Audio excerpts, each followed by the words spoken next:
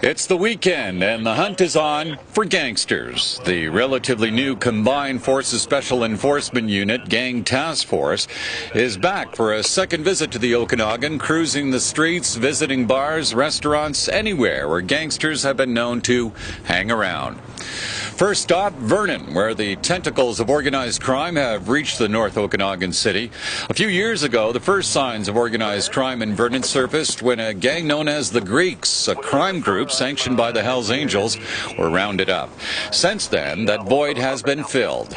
We've identified groups associated with the Independent Soldiers, United Nations, Red Scorpions in the Vernon area. Some gangsters have been known to hang around at gyms. That's where the task force found one known associate who was witnessed talking to this man. His vehicle was searched and police found a small amount of drugs. But he was a small fish and released. Aside from a small-time drug seizure, gang activity in the streets of Vernon, at least for now, was quiet. Off to Kelowna, where the Hells Angels have set up a chapter and at least 2 puppet clubs have surfaced, including one called the Kingpin Crew. But not all gangsters drive Harleys. In fact, the modern-day gangster likes bling, fancy wheels with chrome rims, like this BMW, registered to a man who is well known to police. Looking for drugs, weapons.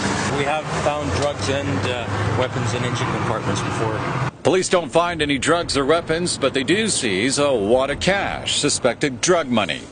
The next stop proves a little more interesting, where 2 known gang members are stopped in downtown Kelowna. One is from the Lower Mainland. There's uncharted drug markets up here. Some of the gangs in the Lower Mainland have had a considerable pressure from the police down there with focused gang units all over the Lower Mainland. So, this gives them a new area. This gives them a little less, perhaps, police focus up here because it's relatively new to the area. And with each stop, the gang task force is sending the gangsters a message. So my message to the gangs is that, if it's your idea that you're going to work in British Columbia or you're going to operate as a gang in British Columbia, we're going to make your situation very, very uncomfortable. Kelly Hayes, Castanet Media.